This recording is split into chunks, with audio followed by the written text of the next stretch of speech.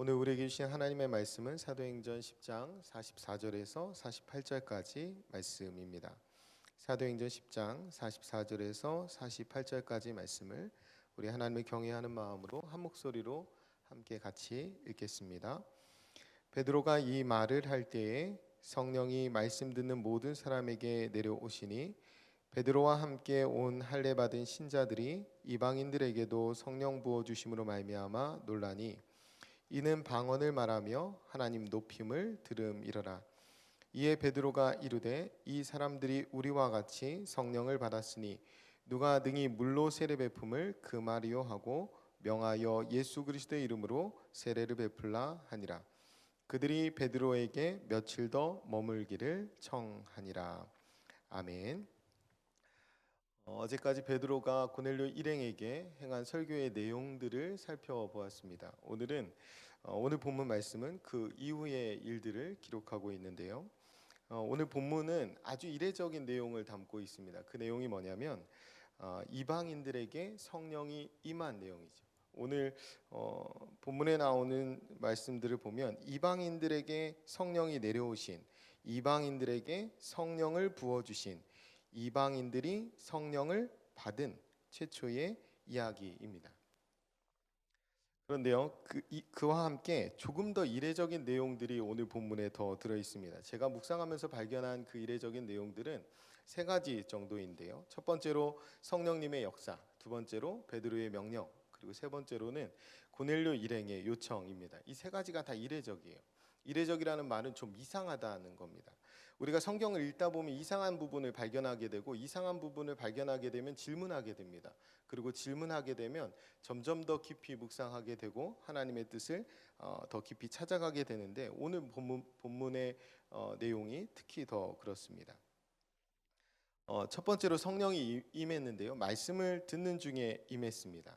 여기에 모인 사람들이 성령을 달라고 기도한 것도 아니고 간구한 것도 아닌데, 베드로의 설교를 듣는 중에 말씀을 듣는 모든 사람에게 성령이 임합니다.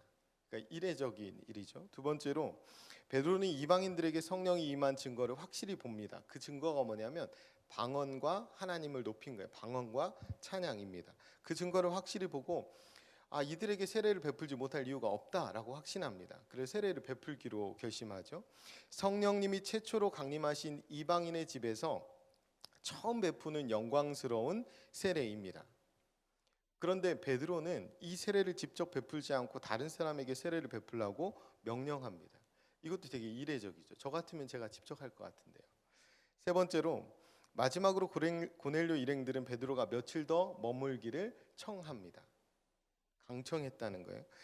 이 관계를 보면 식민지에 주둔하고 있는 권력자가 도리어 식민지의 백성들에게 부탁을 하고 있는 거예요. 간절히 청하고 있는 거죠. 이것도 참 이례적으로 보이는 장면입니다. 이 세 가지를 우리가 다시 처음부터 자세히 하나씩 살펴볼 텐데, 첫 번째로 성령님의 역사입니다. 베드로가 설교하고 있을 때, 설교가 채 끝나기도 전에 성령님께서 고넬료 일행에게 강림하십니다. 이게 44절 말씀인데요. 한번 읽겠습니다. 베드로가 이 말을 할 때에 성령이 말씀 듣는 모든 사람에게 내려오시니. 아멘. 성령의 역사가 언제 일어났습니까? 성령의 강림이 언제 일어났나요? 성령이 언제 임하셨습니까? 말씀을 들을 때에 임하셨습니다. 베드로가 이 말을 할 때에, 그러니까 여기에 모인 사람들이 말씀을 들을 때에 임했다는 거예요. 이방인들이 성령을 구하지도 않았는데 하나님이 주신 것입니다. 기도하지도 않았는데 하나님이 주셨죠.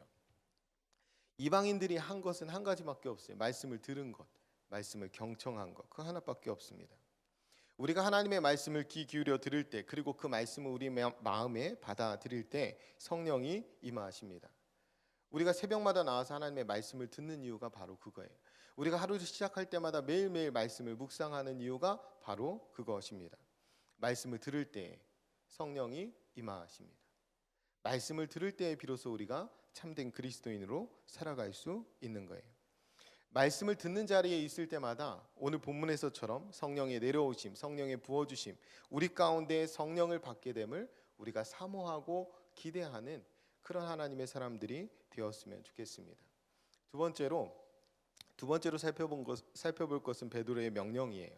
이방인들에게 성령이 임한 놀라운 광경을 목격한 베드로가 어떻게 합니까? 오늘 본문 45절부터 48절까지 말씀을 보면요. 베드로와 함께 온 할례 받은 신자들이 이방인들에게도 성령 부어 주심으로 말미암아 놀라니 이는 방언을 말하며 하나님 높임을 들음이러라.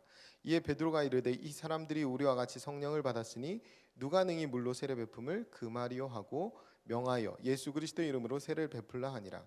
그들이 베드로에게 며칠 더 머물기를 청하니라. 아멘.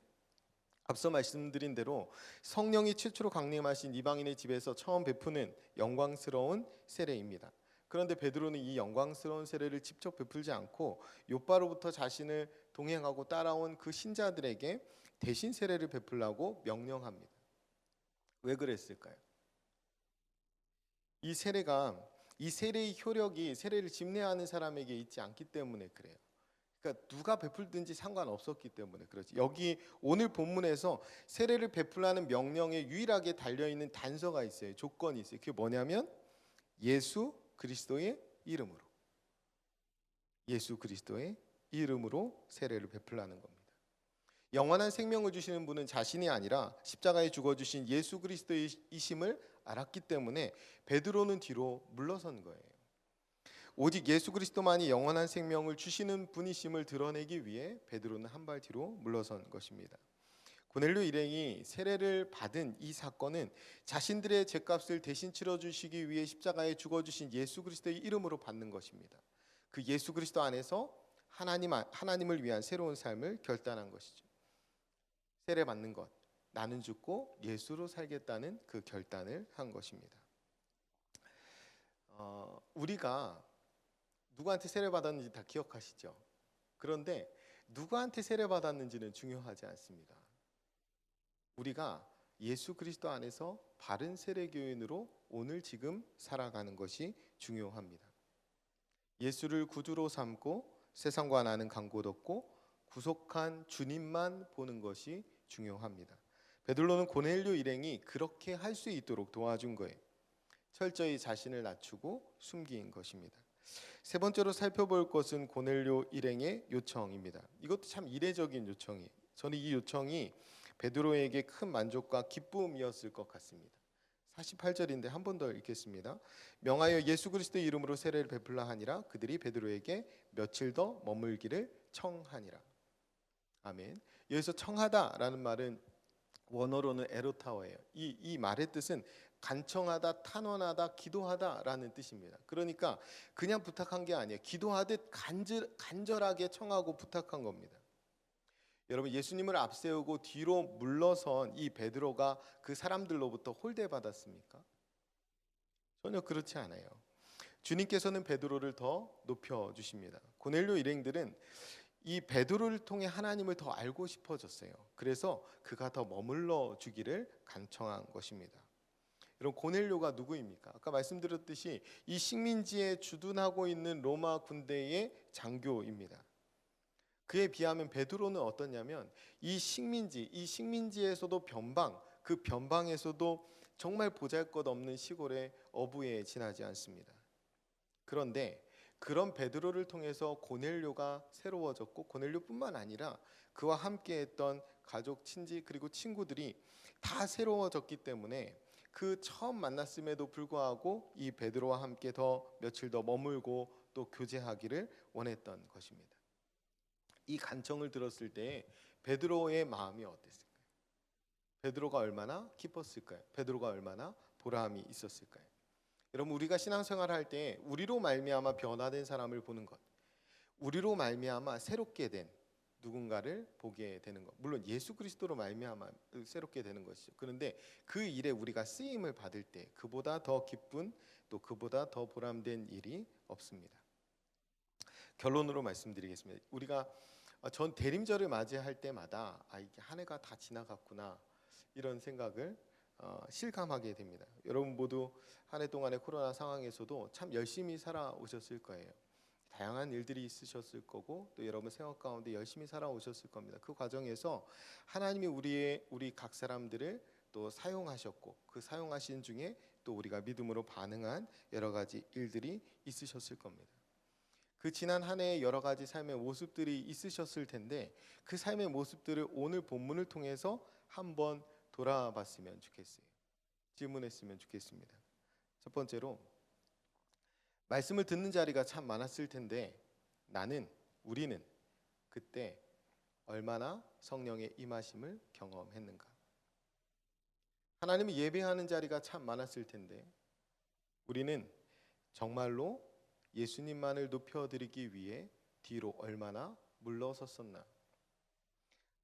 예수님이 우리에게 마지막으로 분명히 명해 주셨는데 우리는 얼마나 복음을 전하고 또 얼마나 많은 사람에게 세례를 베풀었나? 우리의 삶을 통해서 새로워진 사람은 얼마나 되는지, 단 한 사람이라도, 단 한 시간이라도 나에게, 우리에게 곁에 머물러 달라고 간청한 사람은 얼마나 됐는지 그들을 돌아볼 수 있었으면 좋겠습니다. 그런 일들과 그런 사람들이 많았다면 진짜 잘한 일입니다. 하나님께 영광을 돌려야 되겠죠. 그러나 그렇지 않다면 우리가 회개해야 합니다. 우리가 변화해야 합니다. 우리가 이방인과 같이 여전히 이방인처럼 머물러 있지 않은지 우리의 삶을 돌아봐야 하는 거예요. 대림절을 지나면서 우리의 기도와 우리의 묵상이 더욱더 깊어졌으면 좋겠습니다. 기도하겠습니다. 참 좋으신 아버지 하나님 감사합니다. 이 아침에도 말씀으로 우리를 깨우쳐 주시고 그 말씀으로 우리의 걸음을 인도해 주시니 감사합니다. 하나님, 우리가 말씀을 듣는 자리에 참 많이 있었는데 우리가 얼마나 성령의 임하심을 경험했는지를 돌아봅니다. 우리의 예배 자리에도 우리가 수없이 많이 있었는데 우리가 주님만을 높여드리기 위해 얼마나 기꺼이 뒤로 물러섰는지를 또한 돌아봅니다. 단 한 사람이라도, 단 한 시간이라도 우리 곁에 머물러 주기를 강청한 사람들이 있었는지 또한 돌아봅니다. 사랑하는 주님, 대림절을 지나면서 우리의 묵상과 기도가 더욱더 깊어지게 하시고 그래야 해서 우리가 바른 세례교인으로 변화된 삶을 살게 하시며 그 삶을 통하여 또 누군가가 변화되는 모습을 보는 그 참된 기쁨과 보람을 우리에게 더하여 주옵소서. 오늘의 한날의 삶 가운데도 성령 하나님께서 동행해 주실 것을 믿으며 감사드리며 살아계신 예수님의 이름으로 기도드립니다. 아멘. 이 시간 다음과 같은 기도의 제목으로 기도드리겠습니다. 지금 들은 말씀이 내 삶으로 이어지게 하옵소서. 주님의 성탄을 기리며 다시 오심을 기다리는 대림절이 되게 하옵소서. 위드 코로나 시대를 잘 준비하게 하시고 단계적 일상 회복이 순조롭게 진행되게 하옵소서. 코로나19로 고통받는 환우들을 치유하시고 방역 당국과 의료진들에게 힘을 주옵소서. 우리 교회가 말씀 사문동과 온 세계 선교의 사명을 잘 감당하게 하옵소서. 공동 기도문의 기도 제목과 여러분 각자의 기도 제목에 따라 기도하시다가 삶의 자리로 나아가시겠습니다. 다 같이 통성으로 기도하겠습니다. 참 좋으신 아버지 하나님 감사합니다. 이 아침에도 저희들을 예배의 자리로 또 말씀의 자리로 기도의 자리로 불러주시니 감사합니다. 하나님, 이 아침에 우리에게 깨우쳐 주신 하나님의 음성을 우리가 마음 깊이 간직하며 하루를 살아갈 수 있도록 주님 인도하여 주옵소서. 거룩하신 아버지 하나님, 오늘 우리에게 주신 이 귀한 말씀을 통하여 우리의 삶을 돌아봅니다. 과연 우리가 말씀의 자리에 임할 때마다 성령의 임하심을 얼마나 사모하였는지, 또 하나님 우리가 말씀의 자리에서 얼마나 그런 하나님의 임하심과 강림하심의 은혜들을 경험하였는지를 돌아봅니다. 하나님, 우리가 기꺼이 하나님의 일을 감당하면서 또 하나님의 도구로 쓰임받으면서 기꺼이 한 발 더 물러서며 예수 그리스도만을 높이며 예수 그리스도 이름만을 자랑했는지 또한 돌아봅니다. 사역의 현장에서 내 이름을 높이기 위하여 또는 내 만족을 위하여 내 욕심을 위하여 살아간 것은 아닌지 하나님 돌아봅니다. 거룩하신 아버지 하나님, 제 마음에 거룩한 마음, 또 제 마음에 옳은 분별력들을 더하여 주시고 무엇보다도 자기를 부인하는 마음들을 허락하여 주셔서 온전히 예수 그리스도 이름만을 드러내게 하시고 예수 그리스도 이름으로 구원받는 그 사람들이 제 주변에 많아질 수 있도록 주님 인도하여 주옵소서. 하나님, 저희 삶을 통하여 새로워진 사람이 얼마나 되는지를